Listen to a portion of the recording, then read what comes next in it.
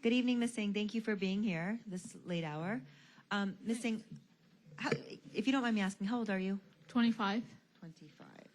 Okay, you were very passionate in your testimony. You and your group, you guys are making posters and all of this stuff. I mean, what's the big deal? I'm just like, I don't understand, because it's like I keep being told that why is there this distrust in government from your generation?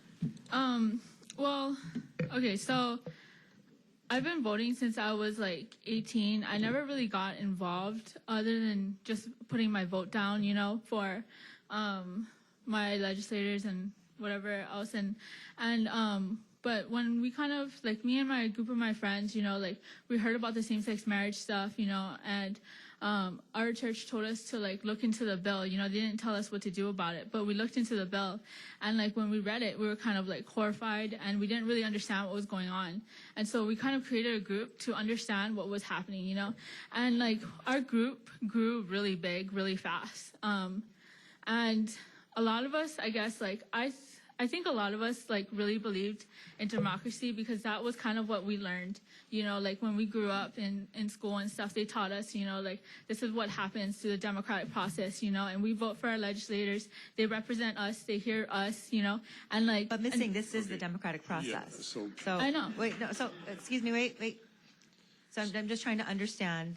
So can you please explain? Because some would argue that this is the democratic process. So I'm just trying to understand from you and your friends, why is it that you felt the need, or, you know, I'm hearing a lot from your generation that this is about distrust in government and all of that. Okay, so we've established that you mistrust government. Is there a question that has something to do with this Yeah. bill? Okay. So. Well, oh, sorry. Go ahead. No, go ahead.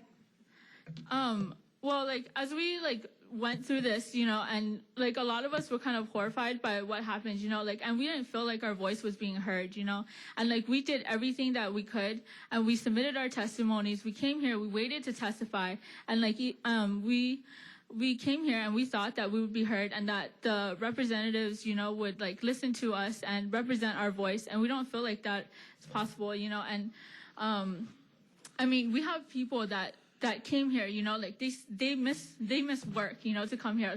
I have a friend that lost her job, you know, because she really believed in this. And she, you know, we have people whose cars have been towed, you know, like, they come down here, they miss school, they miss work, whatever. And, like, we have kids sleeping out in the cement floor so that on Halloween, so that their parents can come here and testify and protect their future, you know. And a lot of, like, I think the underlying message too for, like, let the people decide is not just like, oh yeah, you know, we want to, like, try and take away rights from other people. It's just that we don't feel like that our legislators can adequately represent our voice, and we don't believe. Okay, thank you very much. Let me just point out that we're about 10 minutes away from our 51st hour of testimony. To my knowledge, there has never been a bill in the history of the state of Hawaii that has had a hearing this long. This is our only hearing. We hear you loud and clear. Now, whether everyone will agree with you in the end, I don't know yet. But everyone has gotten to say 51 hours worth of None of the neighbor islands have testified. And because they can't. They can't come here. And this is our only opportunity for hearing. If it was a regular session, we would have another hearing after you made amendments. Excuse me. We have bent over backwards to provide opportunities to testify on an order of magnitude that has never been witnessed in this state before. So with all due respect, Mr. Chairman, we have not bent over backwards. The rules were as long as you had a number, you could testify. And now we've changed the rules in the middle of the day. That's not true, Mr. Chairman. We have not bent over backwards. Mr. Chairman, Thursday night you tried to shut them down by making them stay all night. So don't say you've been over backwards. Okay. Well, I've been here for 5 days. Every single day the rules change. I do get to say something once in a while in this committee.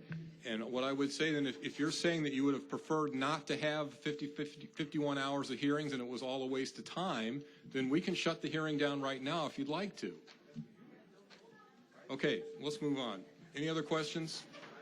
Okay, seeing none, next testifier. Mr. Chair, I did have a question.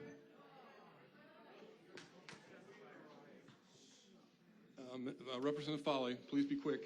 Okay. I have two quick questions. Okay. Are you being paid to be here tonight, Honora? No. Do you know that we're being paid to be here tonight? actually didn't go to work today, so I wouldn't miss my number. But you know we're being paid to be here tonight? Did you know that? Yeah. Okay. Thank you, Okay. Mr. Chair. Thank you. Next testifier,